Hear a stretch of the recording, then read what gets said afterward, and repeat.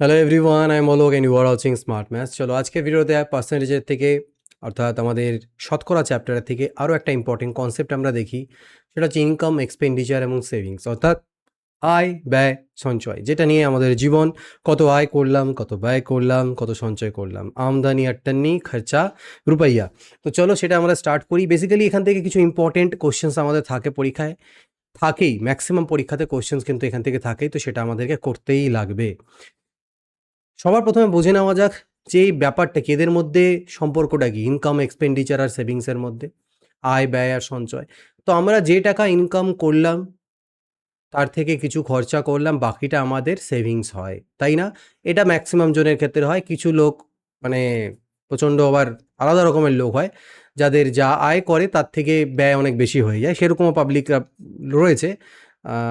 EMI pay জিন্দিগি, ঠিক আছে, তাদের জিন্দিগি ইএমআই পেতে চলে, তারা লোন নেয়, লোন নিয়ে খরচার থেকে, ইনকামের থেকে বেশি খরচা করে। বাট আমাদের সেটা যেন টার্গেট না থাকে কারোরই।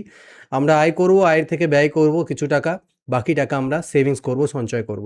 তো এই দুটোকে অ্যাড করলে আমাদের আয় আসছে, এটা একদম বুঝে নাও, মাথার মধ্যে সেট করে নাও, ঠিক আছে? তাহলে বলে স্যার এটুকুর উপরই কি কোশ্চেন, কোনো কনসেপ্ট কি নেই? আসবো পরে। বেসিক এটাকে আমাদের অ্যাপ্লাই করে দেখি। এখানে কি বলেছে, এখানে পার্সেন্টেজের অন্যান্য কনসেপ্টগুলো কাজে লাগবে। তো আমি যদি তোমাদেরকে নর্মালভাবে, আচ্ছা এখানে একটা পার্সেন্টেজ দিয়ে আমি বোঝাই, নাহলে বলবে স্যার ডাইরেক্টলি কোশ্চেনে চলে গেলেন। তো 10% মনে করে নাও, একজন 100 টাকা, আমি বলে দিল কোশ্চেনে যে, আমি মনে করে নিলাম একজনের ইনকাম সেটাকে 100 টাকা ইনকাম, ও 100 টাকা ইনকাম করে, আমি ধরে নিলাম। মনে করে নাও বললো ও 10% তার মধ্যে থেকে সঞ্চয় করে, যা টাকা ইনকাম করে তার 10% স্যার ও সেভিংস করে। তাহলে যদি 100 টাকা ইনকাম করে, তাহলে 10% মানে 10 টাকা সেভিংস হবে ওর, আর বাকি 90 টাকা হয়ে যাবে কি, খরচ। ঠিক আছে, এটাকেই যদি আমি ভগ্নাংশে লিখতাম, 10% মানে আমি জানি 1/10, তাহলে income is equal to expenditure plus savings. তাহলে আমি বলতাম 10 টাকা ইনকাম হলে 1 টাকা সেভিংস আর 9 টাকা এটা। তো এইটা আমরা অ্যাপ্লাই করবো ম্যাক্সিমাম ক্ষেত্রে, এবং কোথাও ম্যাক্সিমাম ক্ষেত্রে আমরা 100 দিয়ে করবো এখানে। এটা কোথাও কোথাও আমরা অ্যাপ্লাই করতে পারি, ঠিক আছে? বেসিক্যালি আমাদের এখানে কোশ্চেন এরকমই থাকবে, ইকুয়েশনের উপরে কোথাও বলে দেওয়া থাকবে ইনকাম এত পার্সেন্টেজ বেড়ে গেল, এক্সপেন্ডিচার এত বাড়লো বা কমলো, আলটিমেটলি সেভিংসে কী এফেক্ট পড়লো, সেরকমই কোশ্চেন থাকে। একজন মানুষ কি করে দেখো, তার 85% অফ ইনকাম সে কি করে খরচা করে দেয়, আর তার সেভিংসটা হচ্ছে 4500 টাকা। তাহলে ইনকাম কত? তো এক তো কনসেপ্ট বলছে যে 85% যদি খরচ হয়ে যাচ্ছে, তাহলে খরচ বাদ, বাকিটাই সেভিংস। বাকি বাঁচলো কত, 15%। সেই 15%-এর মান যদি 4500 হয়, তাহলে যে ইনকাম যেটা 100% ছিল তার মান কত? 15×3 = 45, 30,000 রুপিস। তাহলে তার ইনকাম কত স্যার ওর? 30,000 রুপিস। তাহলে তার মোট আয় এবং মোট ব্যয়ও জিজ্ঞেস করেছে, ব্যয় মানে তো আবার 85%। তাহলে একই রকমভাবে 85%-এরও মান বের করতে পারতে তুমি, যে স্যার এটা 15 না বের করে, এটা 15-র ভ্যালু দেওয়া আছে, আমি 85-র ভ্যালু বের করি। তাহলে আমার এটা আসবে কি, এটা হচ্ছে ইনকাম, আর এটা আমার স্যার এক্সপেন্স, একই ব্যাপার। তো 15×3 = 45, 300। সেক্ষেত্রে এটা হতো 0 0, 3×5 = 15, হাতে থাকলে 1, 3 আর 24, আর একে 25, 25,500 টাকা সে খরচ করে, আর বাকি টাকা সে সেভ করে। এবার বেস 100 মেথড, আমরা কিভাবে 100 মেথড দিয়ে কাজগুলোকে করি, বলছে how to solve income increases by X% and expense increases by Y% type. মানে আমাদের এখানে বলে দেওয়া থাকবে একজন লোক আছে যার ইনকাম আছে, ইনকাম ইজ ইকুয়াল টু কি বলেছিলাম, এক্সপেন্স প্লাস সেভিংস। তো আমাদের কোশ্চেনে মনে করে নাও বলে দেওয়া রয়েছে যে একটা লোক ছিল, যে লোকটা তার 80%, 85, আগেরটা দিয়ে করি, 85% খরচ করে, বাকিটা সেভিংস করে।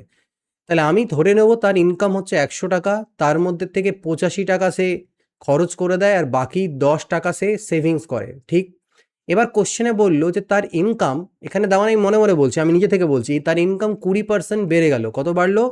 20% ইনকাম বেড়েছে ওর, স্যালারি বেড়েছে 20%। 20 টাকা, 100-এর 20% মানে 20 টাকা বেশি। তার মানে ও এখন 120 টাকা পাচ্ছে।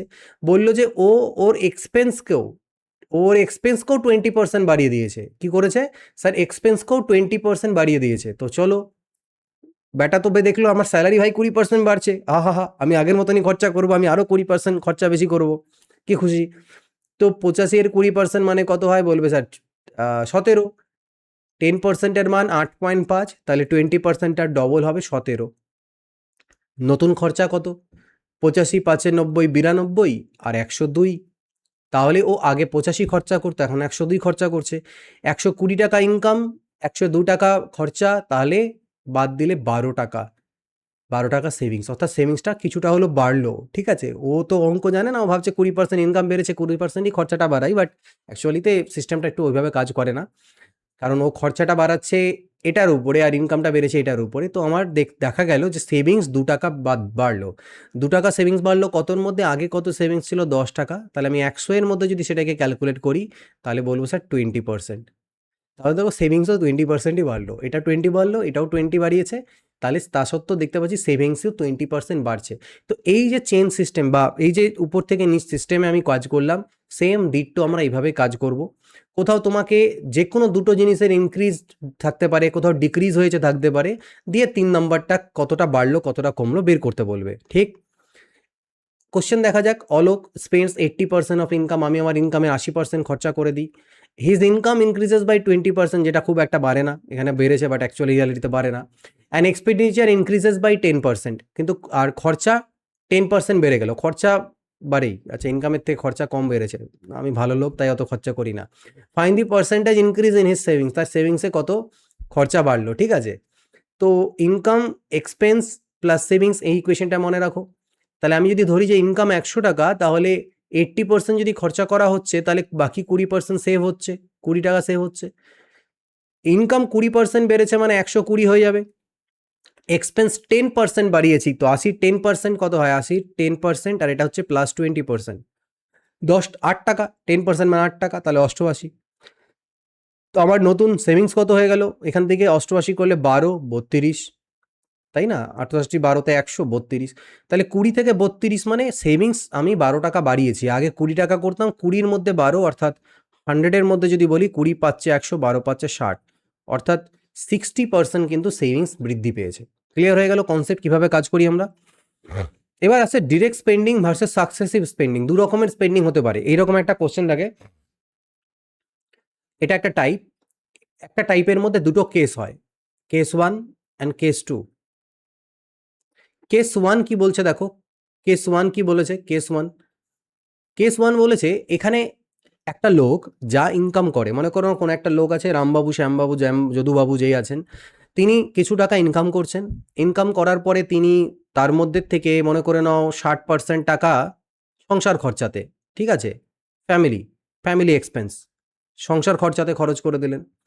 তারপরে আপনি ও ধরে নাও এডুকেশন, বাচ্চা কাচ্চার এডুকেশন আছে, এডুকেশনের পিছনে 10% খরচা করলো ধরে নাও। এন্টারটেনমেন্ট, সিনেমা টেনেমা, মুভি টুভি দেখতে যাবে, তার পিছনে 10% খরচা করলো। দিয়ে বললো তার কাছে এবার যেটা বাকি থাকলো সেটা ওর সেভিংস, মনে করে নাও সেটা তার সেভিংস বাকিটা। তাহলে কত হলো স্যার? বলবে 60, 10 এ 70, 10 এ 80% ওর এক্সপেন্স, তাহলে 20% হবে বাকি ওর সেভিংস। 100 এর মধ্যে থেকে 80% এর এক্সপেন্স, 20% এর সেভিংস। এটা একটা কেস যেখানে এই খরচাগুলো আলাদা আলাদা করে বলা রয়েছে, অর্থাৎ বেস ভ্যালুর ওপরে, তার ইনকামের উপরে বলা হয়েছে। ইনকামের 60%, ইনকামের 10%, ইনকামের 10%। কেস 2টা একটু আলাদা। কেস 2 হচ্ছে, আমি একই জিনিস লিখছি, কেস 2তে বলা হলো যে তিনি তার যা ইনকামের 50% ফ্যামিলি এক্সপেন্সে খরচা করেন। কত করে? 50%। করার পরে ওনার কাছে যেটা রিমেইনিং থাকে, যেটা বাকি থাকে, বাকি কত থাকলো তাহলে স্যার? আমি এটাকে ট্রি চার্টের মাধ্যমে বোঝাই, তাহলে বুঝতে পারবে। মনে করো ইনকাম হলো ৳100, মানে 100%। তার মধ্যে থেকে তিনি খরচা করলেন কিসে? Family expense. ফ্যামিলিতে খরচা করলেন কত? বলে স্যার 50%। তাহলে বাদ, যেটা খরচা করলেন সেটা বাদ হয়ে গেল, মানে 50% বাদ হয়ে গেল। তাহলে পড়ে থাকলো কত? ৳50। যেটা বাকি থাকছে, এবার বলছে তার উপরে 10%, তার উপরে বা 20% তিনি এডুকেশনে খরচা করেন, 20% এডুকেশনে খরচা করেন। তাহলে এবার আমি 50 এর 20% দেখব, সেটা হচ্ছে ৳10 তিনি এডুকেশনে খরচা করেন। তারপরে তাহলে ওনার কাছে ৳40 বাকি থাকবে। এবার যেটা বাকি থাকলো তার উপরে আবার তিনি 10% এন্টারটেনমেন্টে খরচা করছেন, এটা 10% মানে ৳4। তারপরে তার কাছে পড়ে থাকলো 36, এইটা হচ্ছে ওনার সেভিংস। দুটোর মধ্যে ডিফারেন্স বোঝো। একটা জাস্ট তোমাকে ধার করে বলে দিল, এত ইনকাম করলাম, এত% এখানে, এত% এখানে, এত% এখানে খরচা, সবগুলোকে অ্যাড করো, সেটা তোমার টোটাল খরচা, বাকিটা সেভিংস। আর একটাতে যা ইনকাম করেছো তার একটা পার্সেন্টেজ খরচা করলে, বাকি যেটা বাঁচলো তার পার্সেন্টেজ, বাকি যেটা বাঁচলো তার পার্সেন্টেজ, রিমেনিং। সো এইটা হচ্ছে আমাদের সাকসেসিভ, সাকসেসিভ আমি আগে পড়িয়েছি পরপর, সাকসেসিভ এটা। তো দেখো খরচা করছে মানে কি, খরচ করছে মানে কি, বেসিক্যালি সাকসেসিভ ডিক্রিজ, কনসেপ্ট কিছুই আলাদা নেই, একটা কনসেপ্ট প্রথম দিকে বলে দিয়েছি সেটাই, কমছে মানে ডিক্রিজ, খরচ করে যাচ্ছে মানে ভ্যালুটা কমে যাচ্ছে ধীরে ধীরে, 100 টাকা ছিল সেটার থেকে সাকসেসিভলি ডিক্রিজ হতে হতে লাস্টে যেটা পড়ে থাকবে সেটাই সেভিংস। তো কিভাবে করে করবে, মনে করে নাও একটা মানুষ 20% রেন্ট দেয়, 30% ফুড দেয় আর 10% ট্রান্সপোর্টে দেয়, এটা হচ্ছে ডিরেক্ট স্পেন্ডিংয়ের কোশ্চেন। তাহলে এখানে আমি বলবো 30, 20, 50, 60% হচ্ছে ওর স্পেন্ডিং বা এক্সপেন্স, বাকি 40% হচ্ছে ওর সেভিংস। Got it? আমি এবার চলে আসছি পরেরটাতে, যে না সাকসেসিভে মনে করো 20% রেন্ট দেয়, বাকি তার 30% ফুডে খরচা করে, তাহলে আমি এখানে বলবো যে স্যার 100 টাকা যখন ওর ইনকাম, 100 টাকার মধ্যে 20% রেন্ট ও দিয়ে দিল, বাঁচলো 80 টাকা, 80-এর মধ্যে 30% ফুডে খরচা করে দিল, তাই এই 30% মানে 3 × 8 = 24 টাকা হবে, তাহলে বাঁচবে 56 টাকা ওর কাছে পড়ে থাকবে, এইটা হবে ওর সেভিংস। ক্লিয়ার? এবার এই জিনিসটাকে আমরা পাশাপাশি না করে চেইন সিস্টেমে করতে পারি। মনে করো লোকটার কাছে এক্স টাকা ছিল, ইনকাম আমি জানি না, ম্যাক্সিমাম ক্ষেত্রে ইনকাম বলবে না, বের করতে হবে, বলবে ইনকাম এক্স টাকা, প্রথমে ও 10% রেন্ট দিল, তো 10% যদি রেন্ট দিয়ে দেয়, 20% রেন্ট দিল, তো 20%-এর ভ্যালু কী হয় 1/5, তার মানে 5 টাকায় 1 টাকা ও রেন্ট দিয়েছে, তাহলে 5 টাকার মধ্যে 1 টাকা চলে গিয়েছে, বাকি থাকলো 4/5 বা 80% থাকলো, একই ব্যাপার, 80% মানে 4/5। যে টাকাটা থাকলো তার আবার 30% ফুডে খরচা করে দিলাম, 30 খরচা করে দিলাম, বাঁচলো কত 70% বা 7/10 কাটাকাটি করলে, এই টাকাটা হচ্ছে আমার সেভিংস, যেটা আমাকে মনে করে নাও দেওয়া আছে 5,600 টাকা সাপোজ, দিয়ে আমাকে বললো এক্স এর ভ্যালু বের করো। তো তুমি এবার বের করতে পারবে এখান থেকে ইজিলি, এখান থেকে কাটাকাটি করে 2 × 2 = 4, 2 × 5 = 10, 7 × 2 = 14, 14 × 4 = 56, 400, আর তুমি বললে এক্স এর মান 5 × 5 = 25, 4 স্যার 100 হয়, 10,000 টাকা ওর টোটাল ইনকাম ছিল। এটাই হচ্ছে প্রসেস, আমরা এইভাবে করে কাজ করব। এক্সাম্পল দেখা যাক, একজন মানুষ 15% রেন্টে, 25% ফুডে আর 20% এডুকেশনে খরচা করে, 4800 টাকা সেভ করে, টোটাল ইনকাম কত? কোথাও রিমেনিং কথা লেখা নেই, তাহলে যা সবগুলোকে যোগ করো, 25, 5, 15, 40, 20, 60% ওর খরচা হয়, বাকি 40%-এর সেভিংস। সেই 40%-এর ভ্যালু 4800 হলে ইনকাম, অর্থাৎ 100-এর ভ্যালু কত? তো কার্ড বলতে পারবে 4 × 12 = 48, অর্থাৎ 12,000, 12,000 টাকা হচ্ছে স্যার ওর ইনকাম। পরেরটা দেখো রিমেনিং টাইপের, একজন মানুষ 20% তার ইনকাম রেন্টে খরচা করে, 30% অফ দ্য রিমেনিং সে ফুডে খরচা করে, 5600 টাকা সেভ করে। এটা আমি অলরেডি, আরে ভাই আমি নিজের থেকে যেমন নিয়েছিলাম সেটাই অ্যান্সার আছে, তো এটা আমরা অলরেডি দেখে নিয়েছি, সো এটাকে আমি আর ডিল করছি না, ঠিক আছে? অ্যান্সার থেকে গেল, এটা এটা একই জিনিস করে দিয়েছি যেহেতু অলরেডি, বোঝা গেছে? তো এইভাবে করে ডিল করতে হয়। এবার আরেকটা মেথড আসছে, সেটা হচ্ছে অ্যালিগেশন মেথড, যদিও আমি এটা মিক্সচার চ্যাপ্টারে করাবো, but this method is called alligation মানে কারোর উপরে কোনো দোষ লাগানো নয়, this is ALLI alligation rule বা মিক্সচার রুল বলতে পারো। এখানে কি বেসিক্যালি বলছে, ইনস্টিটিউট অফ অ্যাজিউমিং 100 না ধরে আমরা অন্যরকমভাবে কাজ করতে পারি। কি কাজ করতে পারি? অ্যালিগেশন রুল হয় এরকম, আমি জাস্ট একটা স্ট্রাকচার বলে দিচ্ছি, এরকম 3টে ভ্যালু হয়, যার মধ্যে এমন মিক্সচারের একটা মিক্সিংয়ের ব্যাপার চলে আসবে, যেখানে সেখানে এটা অ্যাপ্লাই হয়ে যাবে। এই দুটো ভ্যালু, মাঝের ভ্যালুটার থেকে একটা বড় হবে তো একটা ছোট হবে, একটা বড় হবে তো একটা ছোট হবে, দিয়ে কোনাকুনি বিয়োগ করে আমরা এখানে ভ্যালুগুলো বের করবো, একটা রেশিও বেরোবে, ঠিক আছে? এটা ভ্যারিয়াস ক্ষেত্রে ইউজ করা যায়, আমরা মিক্সচার চ্যাপ্টারে গিয়ে আমি সব বোঝাবো তোমাদের। এবার কি বলেছে মিক্সচার অ্যালিগেশন রুলকে, তো আমরা যদি সেই রুলটাকে এখানে অ্যাপ্লাই করি, তাহলে এটা হচ্ছে পার্সেন্টেজ চেঞ্জ ইন এক্সপেন্ডিচার, আমি এখানে বসাতে পারি যে খরচে কত পার্সেন্টেজ চেঞ্জ হলো, আর এখানে আমি ইউজ করতে পারি আমার সেভিংসে কত পার্সেন্টেজের চেঞ্জ হলো, আর তাহলে মিডিলের ভ্যালুটা হবে চেঞ্জ ইন ইনকাম, কারণ ইনকামটা ডিপেন্ড করছে এই দুটো ভ্যালুর উপরে, তাই কি না? তো এখানে মিডিলের যেটা চেঞ্জ আসবে সেটা হচ্ছে পার্সেন্টেজ ইন ইনকাম। তো আমি যদি এটাকে বিয়োগ করি, এগুলোকে নাম দেওয়া হয়েছে, যাই হোক, E-I বলে, তোমার ইটাকে এটা এস এখানে চলে এসছে, বেসিক্যালি এস এখানে হবে সেভিংস। তো কোনাকুনি যখন বাদ দেবে তখন কি হবে, এখানে তুমি E-I করলে, মনে করো না এই দুটো, ঠিক আছে, সবসময় বড় থেকে ছোটোটা বাদ যাবে, আমরা দেখে নেব কোনটা বড় আছে কোনটা ছোট আছে, দিয়ে এই যে ভ্যালুটা বেরোলো, দুটো ভ্যালু, সেটা বলছে the resulting ratio at the bottom is always of the ratio of expenditure savings. এই যে রেশিওটা আসবে সেটা এক্সপেন্ডিচার আর সেভিংসের রেশিও আসবে, কিসের? এক্সপেন্ডিচার আর সেভিংসের। তাহলে আমরা একটা কোশ্চেন করি এর উপরে, অ্যালিগেশনের অ্যাপ্লিকেশনে বলছে ratio of expenditure and savings দেওয়া আছে 3:1 আমাদের কাছে, if his income increases by 20% and expenditure increases by 10%, সেভিংসে কী চেঞ্জ হবে? তাহলে আমি দেখতে পাচ্ছি আমার কাছে, আমি জানি স্যার এই ইনকামটা মাঝখানে হয়, একদিকে এক্সপেন্স হয়, একদিকে সেভিংস হয়, এখানে ইনকাম হয়। আমি সেইভাবে করে যদি বসাই, এক্সপেন্স কত ইনক্রিজ বলেছে? ইনকাম ইনক্রিজেস বাই 20, তাহলে সেটা মিডিলে লিখবো 20% ইনকামে চেঞ্জ হয়েছে স্যার, ইনক্রিজ হয়েছে। ডিক্রিজ হলে মাইনাস সাইন ইউজ করবে, ঠিক আছে, না মাথায় রেখো। আর এক্সপেন্ডিচার বেড়েছে স্যার 20%। আমি সেভিংসটা কিন্তু জানি না, কিন্তু নিচের রেশিওটা জানি। এই যে রেশিওটা আসবে সেটা 3:1 দেওয়া আছে আমাকে এক্সপেন্সের আর সেভিংসের। তো আমি যদি বিয়োগ করি, দেখো এটাও 20, এটাও 20, সরি এটা 10 ছিল, এক্সপেন্ডিচার 10 ছিল, আমি 20 ভুল করে লিখেছি। বিয়োগ যখন করব তো 20 থেকে 10 বাদ গেলে এখানে 10 হবে। একের মান যদি 10 হয় তাহলে 3-এর মান কত হবে? 30, কারণ এখান থেকেই তো আমি 30:10 করে 3:1 রেশিও বলবো। এবার এই ভ্যালুটা আমি 30 পেলাম, এই ভ্যালুটা কত হবে?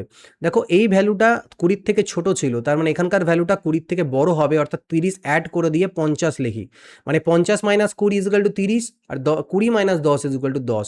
তাহলে আমি বলতে পারি স্যার সেভিংসে আমার 50%-এর ইনক্রিজ হবে, সেভিংসে 50% বাড়বে। বের করে না গেল? এবার এটাকে নর্মালভাবে আমরা করে দেখি যে ঠিক দেওয়া আছে কি না। Income = expense plus savings. আমাকে এই দুটোর, বা তুমি এটাকে রেশিও করেও লিখতে পারো, একই ব্যাপার, তিনজনের রেশিওই লিখতে পারো, জাস্ট মনে রেখো যে না এটা দুটো প্লাস করে হয়। তো আমাকে এক্সপেন্ডিচার আর সেভিংসের রেশিও দেওয়ার, সেভিংসের রেশিও 3:1 আছে, তাহলে এটা কত হবে? 4 হয়ে যাবে না? এই দুটোকে যোগ করলেই তো এটা আসা উচিত, 3 আর 1 4। এবার আমাকে বললো ইনকাম বেড়েছে 20%। এবার আমি 4-এর 20% বাড়াতে গেলে দশমিকে চলে আসবে, তখনই আমাদের এখানে বুদ্ধি খাটাতে হবে। কি করতে হবে? আমি ধরে নেব এই ভ্যালুগুলো হচ্ছে 400, 300 আর 100। তো যখন যখন এরকম রেশিও থাকবে আর তার উপরে পার্সেন্টেজ করতে বলবে, তোমরা সেখানে 100-এর মাল্টিপালে ধরো, ইজি হবে। তো আমার ইনকাম 20% বাড়লো, তো এর উপরে 20% যদি বৃদ্ধি করি তার মানে 80 বেড়ে যাবে, নতুন ইনকাম হবে 480 টাকা। এক্সপেন্ডিচার 10% ইনক্রিজ, তার মানে 30 বাড়বে, তো 330। তাহলে এটাকে বাদ দিলে আমার হলো 150, তাই না? তাহলে 100টা 150 হয়ে গেল, তার মানে 50 বাড়লো। 100-এর মধ্যে 50 বৃদ্ধি মানেই 50% বৃদ্ধি। তো আমি কিন্তু অ্যালিগেশন রুলও প্রয়োগ করতে পারি, ঠিক আছে? আচ্ছা, এবার নেক্সট যেটা লাস্ট আমরা বুঝবো এখান থেকে, সেটা হচ্ছে আমাদের ইনকাম ট্যাক্স বা আয়কর। ইনকাম করলে তো ট্যাক্স দেবে, তাই না? তো দেখো total income = net income plus income tax. তুমি যা ইনকাম করলে তার থেকে তোমার ট্যাক্স দেওয়ার পর যেটা থাকে সেটা নেট ইনকাম হয়। অর্থাৎ আমি বলতে পারি total income minus income tax = net income, এটাও আমি বলতে পারি। তাহলে এবার যদি দেখো এই দুটো ভ্যালুকে যোগ করে আমার টোটাল ইনকাম আছে, তাই না? ইনকাম আমার নেট পকেটে গেল যে টাকাটা, আর যেটা ইনকাম ট্যাক্স দিলাম সেটা। এবার তার মানে যদি আমার ইনকাম ট্যাক্স বেড়ে যায় তাহলে আমার নেট ইনকাম কমে যাবে, আমার যদি ইনকাম ট্যাক্স কমে যায় আমার নেট ইনকাম বেড়ে যাবে। এই জায়গাটা মাথায় রেখো। এখান থেকে কোশ্চেন একটা দেখি, তাহলে জিনিসটা বুঝতে পারবে। একটা কোশ্চেন খুব ইম্পর্টেন্ট আসে পরীক্ষায়, বলছে যদি ট্যাক্স আমার 19% বেড়ে যায় এবং নেট ইনকাম আমার 1% ডিক্রিজ হয়ে যায়, তাহলে find the rate of income tax. Income ট্যাক্সের রেট কত? তো তুমি এখানে একটা কাজ এরকম করে করতে পারো যে একটা ফর্মুলা ইউজ করতে পারো, লাইক 19% বেড়েছে, -1 করতে পারবে একবার, ঠিক আছে? -1 না, বেসিক্যালি দাঁড়াও আমি যেটা বলছি, এটা 19% রাখলে উপরে, আর নিচে তুমি 19 + 1 করলে, যেটা তোমার এটা, অর্থাৎ 19/20। তাহলে বলতে পারো 20 হচ্ছে পরে, এটা ডিফারেন্সটা নাও 1/20 ইন্টু 100% করতে পারো, তোমার ইনকাম ট্যাক্সের রেট আসবে। বাট এটা একটা ফর্মুলা ভিত্তিক চলে গেল, আমরা সেভাবে যাব না, কনসেপ্টটাকে বুঝে আমরা অ্যান্সার করবো। কীরকম দেখো এবার আমি বোঝাচ্ছি। আমি যদি ইনকাম ট্যাক্সের কথা বলি, তাহলে 19% মানে কি 19/100, ঠিক আছে? আর আমি যদি নেট ইনকামের কথা বলি সেটা হচ্ছে 1% মানে 1/100। এবার ব্যাপারটা বোঝো, এখানে টোটাল ইনকামের কথা কিন্তু কোথাও বলা নেই। টোটাল ইনকাম আমার দু ক্ষেত্রে সেমই আছে, শুধু ইনকাম ট্যাক্স বৃদ্ধি হওয়ার জন্য আমার নেট ইনকাম 1% কমে গেছে, ঠিক আছে? কেউ আবার দুটোকে অ্যাড করে 20 বলে দিও না যে স্যার এটা এত বেড়েছে এত কমেছে তো 20 হবে, হবে না ওরকম। এবার খালি এই জিনিসটা বোঝো, দু ক্ষেত্রে আমার টোটাল ইনকামটা কিন্তু সেম। অর্থাৎ আমি একটা জিনিস বলছি তোমাকে, যে একটা জিনিস মাথায় ঢোকাও, যে আমার পরিমাণটা, পার্সেন্টেজ নয়, পরিমাণটা ভাবো, টাকাটা ভাবো। আমার যত টাকা আমি ট্যাক্স বেশি দিলাম, আমার ঠিক তত টাকা কিন্তু কম আমার নেট ইনকাম হলো। টাকার পরিমাণটা, পার্সেন্টেজ নয়। যত টাকা ইনকাম ট্যাক্সে বেশি গেল তত টাকা আমি কম পেলাম। এবার আমি এখানে দেখতে পাচ্ছি 19% বেড়েছে, মানে আমাকে এখন 19 টাকা বেশি, আমি যদি এটা 100-র হিসাবেই ধরি যে 100 টাকায় 19 টাকা, মানে 100 টাকাটা, তাহলে আমি 19 টাকা আমাকে বেশি কি দিতে হচ্ছে? ইনকাম ট্যাক্স দিতে হচ্ছে। তাহলে আমার যে নেট ইনকাম সেটা 19ই কমা উচিত ছিল, কিন্তু আমি দেখছি আমার নেট ইনকাম 1 কমছে। স্যার 1 কেন কমবে? এটাকে আমি 19 করে দিই। 19 করতে গেলে রেশিওটাকে 19 দিয়ে উপর নিচে গুণ করো, 19/1900, অর্থাৎ ক্ষেত্রে আমি দুটো রেশিওকে ইকুয়াল করলাম, কারণ দুটো তো একই ক্ষেত্রে ঘটছে। তাহলে আমি এখানেও দেখতে পাচ্ছি আমার ট্যাক্স যখন 19 টাকা বেশি দিতে হচ্ছে, আমার নেট ইনকাম 19 টাকা কমলো। তাহলে নেট ইনকামটা যখন 19 টাকা কমলো, তাহলে এই যে 1900 টাকা তোমার যেটা, সেটা কি? সেটা তোমার নেট ইনকাম। তোমার 1900 টাকা তুমি আগে নেট ইনকাম করতে, তার মধ্যে থেকে তোমার এটা কমে গেছে। তাহলে আমি যে টোটাল ইনকামের কথা বলি, তাহলে সেটা কত হবে? ইনকাম ট্যাক্স দিতে 100 টাকা আগে, এবং আগে তোমার যেটা নেট ইনকাম ছিল 1900, তাহলে তোমার টোটাল ইনকাম কত হয়ে গেল? 2000। তো টোটাল ইনকাম 2000, আর তার মধ্যে তুমি আগে ইনকাম ট্যাক্স দিচ্ছিলে 100 টাকার, তাহলে সেটা পার্সেন্টেজ যদি আমি ক্যালকুলেট করি, তাহলে কত হবে? 20/100 5%, অর্থাৎ ট্যাক্সের রেট 5% চলে আসবে। তো এই ছিল মোটামুটিভাবে আমাদের ইনকাম, এক্সপেন্স, সেভিংস টাইপের কোশ্চেন্স এবং কনসেপ্ট মেনলি। কোশ্চেন্স তো অনেক পরে করানো যাবে। কনসেপ্ট আশা করি বোঝা গিয়েছো। এগুলো যদি করতে পারো, এর বেসিসেই কোশ্চেন্স তোমরা যে কোনো ইজিলি উড়িয়ে দিতে পারবে, ঠিক আছে? তো এই রিলেটেড যদি আরও ভিডিওস আসতেই থাকবে পরবর্তীতে, এই সিরিজটা চলতেই থাকবে যতদিন না 200টা কোশ্চেন, 200টা সিরিজ টপিক শেষ হচ্ছে। দেখতে থাকো। অনেকেই এখন দেখছে না জানি, কারণ একবারে তো আমি যে স্পিডে হয়তো ভিডিও বানাতে পারছি, তোমরা সেই স্পিডে কনজিউম করতে পারছো না, ঠিক আছে? ম্যাক্সিমাম জনই ডেলি বেসিসে অনেকেই দেখছে না, পরে দেখবো। এই প্রোক্রাস্টিনেশনই ম্যাক্সিমাম জনকে শেষ করে দেয়, তারা চাকরি বাকরি পায় না। তো সেটা করো না, দেখতে থাকো। ডে বেসিসে জমিয়ে রেখো না যে ভাবছো যে আচ্ছা ঠিক আছে 4-5টা স্যার ভিডিও দিক, একসাথে বসে একদিন দেখবো। চাপ পড়ে যাবে, পাহাড় হয়ে যাবে, পারবে না। আমি যেমন ডেলি বেসিসে রেকর্ড করছি, তোমাদেরকে দিচ্ছি, তোমরাও ডেইলি 15-20 মিনিট, 30 মিনিটের ভিডিওস হচ্ছে, আরামসে বসো। একদিন একটা করে টপিক, দুটো করে টপিক আসছে সকালে বিকালে, দেখে নাও, পার করে দাও, জমিয়ে রেখো না। এভরিডে এটুকুই। পরবর্তী ক্লাসে দেখা হবে। Goodbye, take care, and always keep practising.